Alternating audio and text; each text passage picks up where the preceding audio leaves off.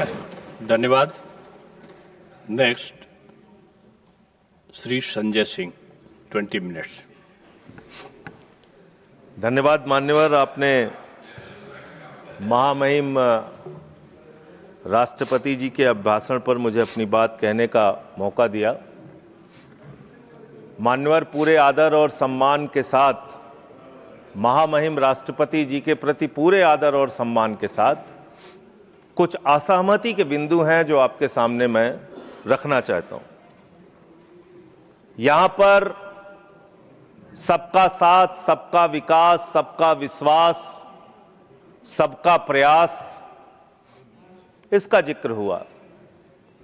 सरकार और भारत के प्रधानमंत्री बार बार इस बात को कहते हैं, लेकिन इस देश के अंदर जो घटित हो रहा है वो बहुत विचलित करने वाला है मान्यवर। अभी दिग्विजय सिंह जी ने जिक्र किया कि 30 जनवरी को हम लोगों ने राष्ट्रपिता महात्मा गांधी जी की पुण्यतिथि मनाई और उस दिन तमाम वीडियो, उनके पुराने वीडियो, पुराने स्पीचेस, पुराने तमाम उनकी बातें सोशल मीडिया पे वायरल हुई मान्यवर। और उसी बीच एक तस्वीर वायरल हुई। वो तस्वीर थी उन हत्यारों की जो अदालत में बैठ के हंस रहे थे, उस जमाने की तस्वीर, जिसमें नाथूराम गोडसे भी था और उसके साथ तमाम और लोग थे, हंस रहे थे, उनके मन में कोई चिंता नहीं थी।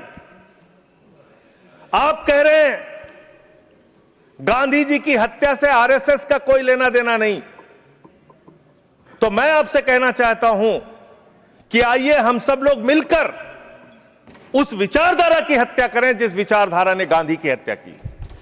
उस विचारधारा की हत्या करें मानव, जिस विचारधारा ने हमारे राष्ट्रपिता महात्मा गांधी को, अहिंसा के पुजारी को हमसे छीना। लेकिन दुर्भाग्य से ऐसा नहीं हो रहा है। देश में तमाम घटनाएं हो रही हैं। पिछले दिनों बरेली में एक चर्च के सामने हंगामा किया गया, हनुमान चालीसा पढ़ा गया। लखनऊ के अंदर एक चर्च के सामने वहां पर हंगामा किया गया, हनुमान चालीसा पढ़ा गया। क्या बजरंगबली जी ने आपसे कहा है कि चर्च में जाके हनुमान चालीसा पढ़ो? क्या भगवान श्री राम ने आपसे कहा है कि मस्जिद के सामने जाके रामचरितमानस का पाठ करो? अगर आपको हनुमान चालीसा पढ़ना है, हनुमान जी के मंदिर में जाइए, रामचरितमानस का पाठ करना है, राम जी के मंदिर में जाइए, वहां से कुछ आशीर्वाद लेकर आइए अपने लिए और इस देश के लिए। लेकिन वतन को बांटने की कोशिश मत कीजिए, वतन को बांटने की कोशिश मत कीजिए। मान्यवर, ये मंदिर, ये मस्जिद, ये शिवालय की जिद में वतन ही ना होगा तो क्या बांटिएगा? ये कब तक मजहबी नशा बांटिएगा? ये मंदिर, ये मस्जिद, शिवालय की जिद में वतन ही ना होगा तो क्या बांटिएगा? आप इस देश को बांटने का काम कर रहे हैं। एक विचलित करने वाला वीडियो उस दौरान आया मान्यवर। 25 दिसंबर के पहले जबलपुर में भारतीय जनता पार्टी की एक महिला नेता चर्च के अंदर घुसती है, घुसकर वहां एक नेत्रहीन महिला के साथ हाथापाई करती है और उसकी जो मासूम बच्ची बैठी रहती है उसको ये कहती है कि तुम इससे गलत काम कराने के लिए लाती हो। ऐसा समाज आप बना रहे हैं, ऐसा हिंदुस्तान बना रहे हैं। पूरी दुनिया में आप ऐसे विश्वगुरु बनेंगे। आज ऑस्ट्रेलिया में, इंग्लैंड में, यूएस में, न्यूजीलैंड में, दुनिया के अलग अलग देशों में जो लोग भारतीय रहते हैं उनको कितनी शर्मिंदगी महसूस करनी पड़ती होगी कि आप उनके धार्मिक मान्यताओं के हिसाब से उनको यहां पे पूजा अर्चना, इबादत, प्रेयर नहीं करने दे रहे हैं।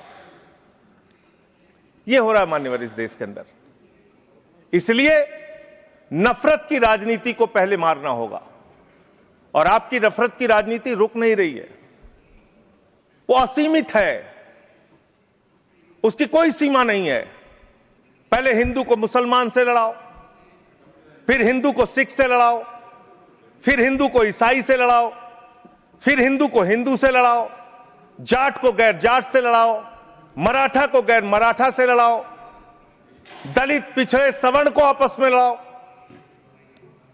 अभी आप एक बिल लेके आए, उस बिल के बारे में सुप्रीम कोर्ट ने कह के रोक लगा दिया कि यह बिल तो अस्पष्ट है, इसमें कोई स्पष्टता नहीं है इस बिल में।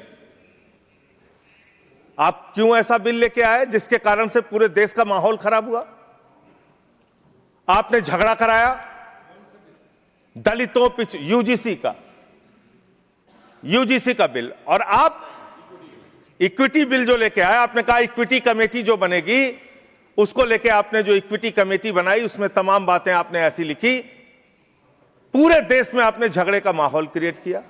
आप कभी भी और कहीं भी दलितों और पिछड़ों और आदिवासियों के हितैषी रहे ही नहीं है। आपका संगठन, आपकी विचारधारा, आपकी मातृ संस्था आरएसएस, वहां तो 100 साल तक आज तक एक भी दलित, पिछड़ा और आदिवासी आरएसएस का प्रमुख नहीं बना। यह सच्चाई है आपकी। आप हल्ला मचा रहे थे कि देखो हमने दलितों, पिछड़ों, आदिवासियों के लिए कितना शानदार बिल हम लेके आए, कितना शानदार हमने काम कर दिया। सुप्रीम कोर्ट ने उस पर रोक लगा दिया। सुप्रीम कोर्ट ने कहा कि यह बिल अस्पष्ट है। आपने इस देश के अंदर विश्वविद्यालयों में आरक्षण को खत्म किया है, यह सच्चाई है मान्यवर।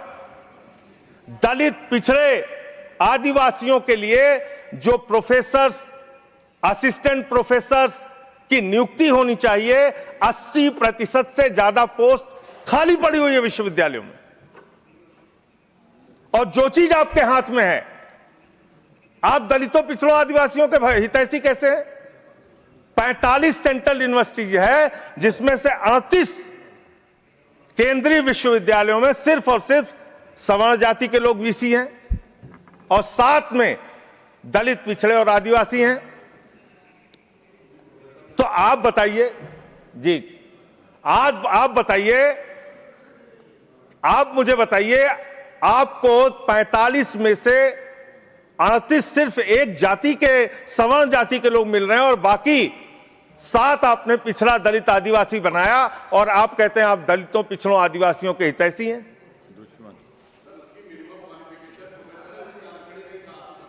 किसमें?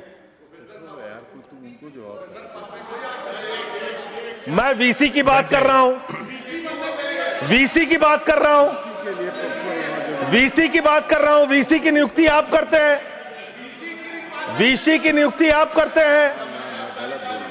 इसका मतलब दलित, पिछड़ा और आदिवासी बीसी बनने योग्य नहीं है, यह आपकी मानसिकता है। इसका मतलब आपकी मानसिकता है पिछड़ा, दलित और आदिवासी प्रोफेसर बनने योग्य नहीं है। 12 साल क्या किया? आप नॉट फाउंड सुइटेबल की कैटेगरी में डाल देते हैं उन लोगों को। आप क्या न्याय कर रहे हैं उनके साथ? पूरे देश के हाई कोर्ट, सुप्रीम कोर्ट की हालत देखिए सर। देश का है सुप्रीम कोर्ट 1 और 25 हाई कोर्ट। वहां पे कितने जज हाई कोर्ट के अंदर या सुप्रीम कोर्ट के अंदर दलित, पिछड़े, आदिवासी हैं? पता कर लीजिए, आपको पता चल जाएगा।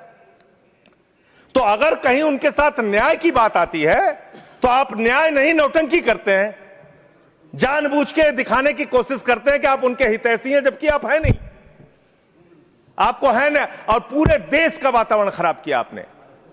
मैं इस सदन के अंदर आपके माध्यम से सरकार को प्रस्ताव देना चाहता हूं, अगर आपकी नीयत साफ है तो हर विश्वविद्यालय में 2 तरह की कमेटी बनाइए।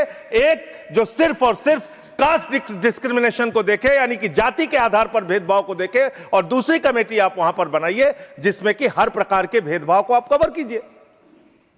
कोई झगड़ा ही नहीं होता। भाषा के आधार पर भेद, लिंग के आधार पर भेद, किसी भी प्रकार का भेद, उसको देखने के लिए एक कमेटी बनाते और जाति के आधार पर हो रहे भेद को देखने के लिए एक कमेटी बनाते। कोई झगड़ा ही नहीं होना था। आपने जानबूझ के झगड़ा कराया। दूसरी बात मान्यवर, अभी मैं पिछले दिनों एक पदयात्रा कर रहा था मिर्जापुर से लेकर काशी तक, और उस दौरान काशी के अंदर मंदिरों को तोड़ने का मामला सामने आया। मणिकर्णिका घाट को तोड़ा गया मान्यवर, मणि को तोड़ दिया गया, माता अहिल्याबाई होलकर जी की प्रतिमा को तोड़ दिया गया। और वो वीडियो मैंने ट्वीट कर दिया तो मेरे ऊपर उल्टा मुकदमा लिख लिया गया। कितना मुकदमा लिखेंगे आप? आप लिखिए मुकदमा मेरे ऊपर। मान लीजिए मैं झूठ बोल रहा हूं, आपकी पार्टी की नेता सुमित्रा महाजन जी, उन्होंने कहा कि माता अहिल्याबाई होलकर जी की प्रतिमा तोड़ी गई, मणिकर्णिका घाट को तोड़ा गया। आपकी पार्टी के नेता और केंद्र राज्य सरकार के मंत्री रविंद्र जायसवाल, उन्होंने कहा मणिकर्णिका घाट को तोड़ा गया, मंदिरों को तोड़ा गया, माता अहिल्याबाई होलकर जी की प्रतिमा को तोड़ा गया। आप उन पापियों के खिलाफ कार्रवाई करने के बजाय मेरे ऊपर एफआईआर कर रहे हैं। आप ऐसा शब्द मत बोलिए। कौन जिन लोगों ने तोड़ा, मान्यवर, जिन लोगों ने मंदिर तोड़ा, उन गुनहगारों को मैं चाहता हूं, चलिए गुनहगार कह देता हूं भाषा शैली में, चलिए मान्यवर गुनहगार संयम के साथ साथ उन गुनहगारों को जिन्होंने उस पुरातन पवित्र मणिकर्णिका घाट को तोड़ा, माता अहिल्याबाई होलकर जी की प्रतिमा को तोड़ा, कार्रवाई उन पे करने के बजाय आपने मुझ पर एफआईआर कर ली। मैं आपके माध्यम से सरकार से मांग करता हूं, अगर आपने कोई तोड़फोड़ वहां पर नहीं की है, 3 सदस्यों का, और तीनों बीजेपी के रहे, मैं तो कह रहा हूं 3 के तीनों बीजेपी के लेके जाइए आप।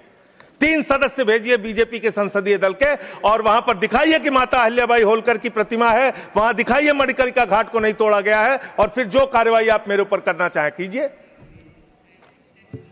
आपने काशी को बर्बाद करने का एक मन बना लिया है। काशी कॉरिडोर के नाम पे आपने सैकड़ों मंदिर वहां पे तोड़ दिए, वहां पे शिवलिंग लंका थाने में पड़े हुए हैं। यह घटना अगर किसी विपक्ष के राज्य में हुई होती, आप पूरे देश में हंगामा कर देते, फसाद करा देते पूरे देश में। लेकिन आपने वहां मंदिरों को तोड़ा, पवित्र घाटों को तोड़ा। 54 देश के नागरिक आते हैं काशी में मान्यवर, वो वहां पे बिल्डिंग देखने नहीं आते, वो वहां पे आते हैं वहां के पुरातन मंदिरों को देखने के लिए, वो वहां पे आते हैं पुरातन घाटों को देखने के लिए, पौराणिक मंदिरों को देखने के लिए, वो इसलिए आते हैं काशी की गलियों को देखने के लिए। आप वहां तोड़फोड़ कर रहे हैं। जाके पूछिए वहां के लोगों से कितना गुस्सा और नाराजगी उनके मन में है। लेकिन आपको धर्म में भी धंधा करना है, हर जगह धर्म के नाम पे भी धंधा करना है, वो काम आप वहां पे कर रहे हैं। दूसरी बात, इस भाषण में शिक्षा की चर्चा हुई, स्वास्थ्य की चर्चा हुई, जल जीवन मिशन की चर्चा हुई, और कल बजट आया तो आपकी कलई खुल गई। आप विकसित भारत की बात कर रहे हैं, कह रहे हैं विकसित भारत बनाएंगे। कब बनाएंगे? 2047 में बनाएंगे। उसको 3047 कर दीजिए। 1000 साल बाद कौन पूछने वाला है सर? 3047 में हम भारत को विकसित भारत बताएंगे, 1000 साल बाद कौन पूछेगा? 2047 में कौन सत्ता में रहेगा नहीं रहेगा, लेकिन आप ऐसा सब्जबाग दिखाते हैं कि आप 2047 में आप विकसित भारत बना देंगे। कैसे विकसित भारत बनाएंगे? शिक्षा का बजट आप रखेंगे 2%, स्वास्थ्य का बजट आप रखेंगे 2%, यानी कि अशिक्षित भारत और विकसित भारत कैसे होगा? अस्वस्थ भारत और विकसित भारत कैसे होगा? आपने ग्रामीण विकास के नाम पे जो बजट का हिस्सा है उसको कम कर दिया, तो एक अविकसित ग्रामीण व्यवस्था के साथ आप विकसित भारत कैसे बनाएंगे? आपने किसानी के लिए, एग्रीकल्चर के लिए जो बजट रखा उसको घटा दिया। आप कैसे करेंगे विकास? विकसित भारत का आपका सपना क्या है? जिसमें लोग अशिक्षित रहें, जिसमें लोग अस्वस्थ रहें। आपके आयुष्मान भारत की स्कीम की हकीकत क्या है? एक ही नंबर पे 9999 नंबर पे 10 लाख से ज्यादा लोगों का रजिस्ट्रेशन हुआ है। 600 से ज्यादा, 625 करोड़ रुपए का फ्रॉड हुआ है, आपकी सीएजी रिपोर्ट में आया आयुष्मान योजना के अंतर्गत। आपने जी राम जी योजना लागू की, उसमें आप कह रहे हैं हम 125 दिन रोजगार देंगे, और बजट में जो निर्धारण कर रहे हैं वो 125 दिन रोजगार देने के हिसाब से आप बजट का निर्धारण नहीं कर रहे हैं। इसका मतलब आपकी ये घोषणा है। पिछले साल आपने कहा कि अप्रेंटिस योजना हम पूरे देश में ला रहे हैं नौजवानों के लिए। अप्रेंटिस योजना में जो पैसा आपने सरकार की ओर से निर्धारित किया उसमें 95% कटौती कर ली। तो आप प्रशिक्षण नहीं दे सकते, रोजगार तो बहुत दूर की बात है। यह काम आपने किया। दूसरी बात, माघ मेला हुआ, बड़ी उसकी चर्चा हुई। आप हमेशा चर्चा करते हैं, महाकुंभ के बारे में चर्चा करते हैं, माघ मेला के बारे में चर्चा करते हैं, लेकिन वहां बड़ी एक अप्रिय घटना हुई मान्यवर, बहुत ही दुखद घटना हुई। शंकराचार्य जी परम पूज्य अवमुक्तेश्वरानंद जी जा रहे थे स्नान करने के लिए। उनको प्रशासन के द्वारा उनको रोका गया, उनके शिष्यों को, उनके बटुकों को चोटी पकड़ पकड़ के घसीट घसीट के मारा गया उनको। और इतना ही नहीं, उनकी एक मांग थी कि अगर प्रशासन या सरकार मुझसे वार्ता कर ले और अपनी गलती मान ले तो मैं स्नान करूंगा। ना उनसे किसी ने माफी मांगी और ना ही वो स्नान कर पाए। बिना स्नान किए शंकराचार्य जी वहां से चले गए।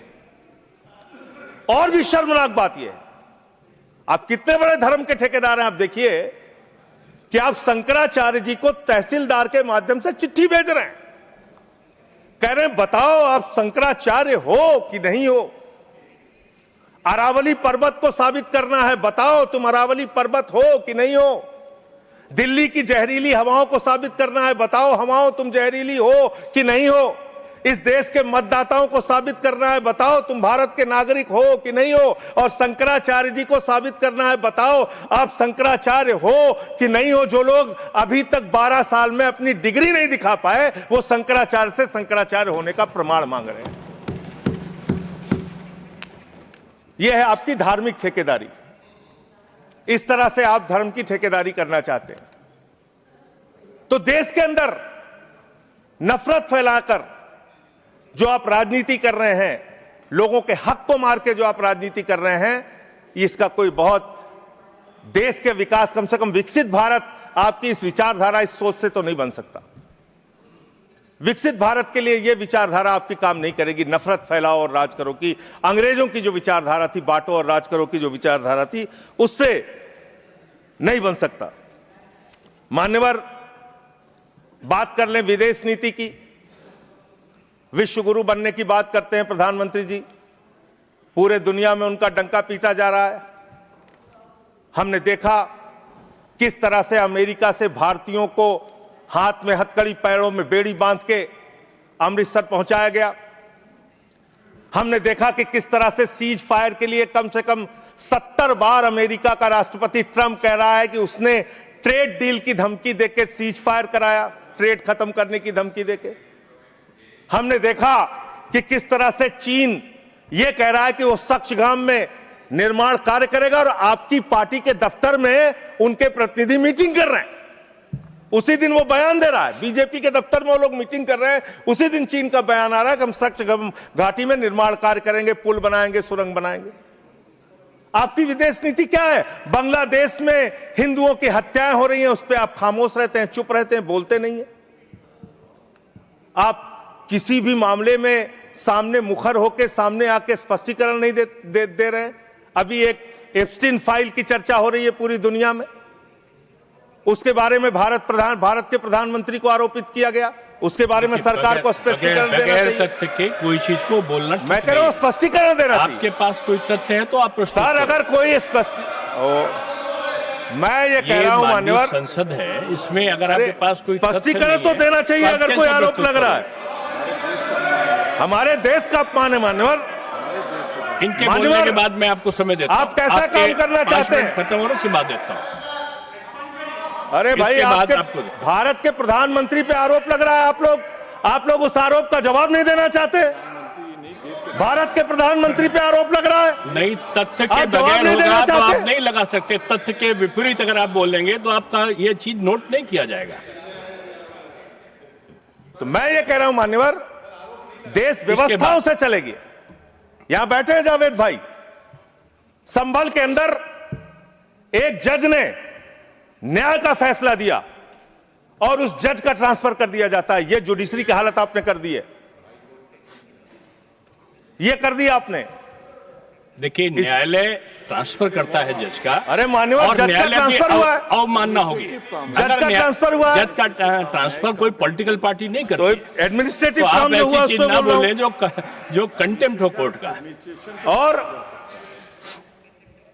इस तरह से एफआईआर दर्ज करके, लोगों के दबा के, लोगों के अधिकारों को छीन के, हमारी पार्टी के तो खैर पीछे ही पड़े हुए हैं आप लोग। चैतर बसेवा एक आदिवासी नेता हैं, उनको गिरफ्तार करके आपने 3 बार गुजरात के अंदर जेल में डाल दिया। महराज मलिक हमारे विधायक हैं, उनको डाल दिया जेल में। हम लोगों को तो जेल भेज ही चुके। आप रोज मुकदमा लिखते रहते हैं, एफआईआर लिखते रहते हैं। सोनम वांगचुक को अभी भी आपने जेल में रखा हुआ है। तो एक के बाद एक लोगों को, विपक्ष के नेताओं को जेल में डाल के आप कैसे काम करेंगे? आप पूरे देश में एसआईआर के नाम पे लोगों के वोट काट रहे हैं, एसआईआर के नाम पे लोगों के वोट काट रहे हैं। बस खत्म कर रहा हूं सर, सबको 2-2 3-3 मिनट मिला है, मैं 1 मिनट में खत्म, 1 मिनट में आधा मिनट, मान्यवर मैं पार्टी का लीडर हूं, 1 मिनट में खत्म, आधा मिनट पार्टी का लीडर है। मान्यवर एसआईआर के नाम पे आप क्या कर रहे हैं? पूरे देश में करोड़ों लोगों के वोट काट रहे हैं। यूपी की बात अगर मैं कर लूं तो वहां पर आपके ही राज्य निर्वाचन आयोग ने जो चुनाव की सूची बनाई, ग्रामीण चुनाव के लिए, पंचायत चुनाव के लिए और शहरी चुनाव के लिए, उसमें दिखाया 17 करोड़ वोट, और एसआईआर के लिए जो केंद्रीय ज्ञानेश कुमार जी की निगरानी में जो सूची बनी उसमें दिखाया गया 12 करोड़ 55 लाख वोट, 4.5 करोड़ वोट उत्तर प्रदेश में कहां पर उड़ गए? और आप कह रहे हैं हर बूथ पे 200 वोट बनाएंगे तो 3.5 करोड़ वोट आप ऐसे ही बना लेंगे। तो एक बहुत बड़ा फ्रॉड है। एसआईआर में आप नेताजी के परिवार को नोटिस भेज रहे हैं। बस खत्म कर रहा हूं मान्यवर। एसआईआर में आप नेताजी सुभाष चंद्र बोस के परिवार को नोटिस भेज रहे हैं, नोबेल पुरस्कार विजेता अमर्त्य सेन को नोटिस भेज रहे हैं, पूर्व एडमिरल को नोटिस भेज रहे हैं। अब कैसा एसआईआर करा रहे हैं? ये एसआईआर नहीं है, चुनावी घोटाला है। मैं कहना चाहता हूं। बहुत बहुत धन्यवाद। सुधांशु त्रिवेदी जी, एक मिनट में फाइल का जिक्र हुआ, एक विकृत यौन मानसिकता के सजाए याफ्ता अपराधी का जिक्र इस संसद के पावन पटल के ऊपर करना इनकी विकृत और विक्षिप्त मानसिकता का प्रतीक है। सर, एक बात फैक्ट ऑफ द मैटर ये है, among the millions of emails there is no direct email with prime minister. Sir, no direct message, no direct phone call. मैंने पहले कहा है कि अगर कोई चीज तथ्य के परत नहीं है तो उसको यहाँ रिकॉर्ड नहीं सर, मैं अपनी बात बस 2 वाक्यों में समाप्त करना चाहता हूं। ना कोई ईमेल है, ना कोई मैसेज है, ना कोई फोन कॉल है, और उसके बाद निराधार अनलगर आरोप के ऊपर एक सजाए याफ्ता अपराधी का नाम लेकर यहां पे बोलना यह बहुत ही निंदनीय है और इनकी विकृत मानसिकता का प्रतीक है। और सर, डिपार्टमेंट ऑफ जस्टिस ने भी यह कहा है कि वो फॉल्स और सेंसेशनल आरोप है, और प्रधानमंत्री जी इजराइल में अपनी ऑफिशियल यात्रा पे थे, एक मुलाकात ऑफिशियल है, और उसके बावजूद वहां पर सिर्फ एक ही गायन हुआ, वो था राष्ट्रगान। अगर उसमें नाच गाना इनको नजर आता है, हो सकता है इसे राम मंदिर में नजर आता हो। तो मैं इस पे घोर भर्त्सना करते हुए सभापति महोदय सिर्फ एक पंक्ति कहना चाहता हूं, सभापति महोदय सिर्फ एक पंक्ति कहना चाहता हूं कि जो इन्होंने आरोप लगाने का प्रयास किया है कि राष्ट्रवाद के महामेरु पर वार बहुत ही हल्का है, भारत विकसित रोकने के लिए यह मचा हुआ तहलका है। नहीं, देखो, जो माननीय सदस्य ने जो तथ्य के विपरीत और संविधान के विपरीत बात कही उसको इसमें शामिल नहीं किया जाएगा। ये जवाब सवाल नहीं है, आपकी बात आ गई। मैंने क्या कहा? मैंने कहा आपने कि जो भी आरोप लगाए हैं उसका जवाब दिया जाए, नहीं होगा, उसको डिनाई करें। आप भागते क्यों हैं? नहीं, आप यहाँ पे नहीं पूछ सकते। चलिए, नेक्स्ट श्री सुभाष चंद्र बोस, 9 मिनट्स।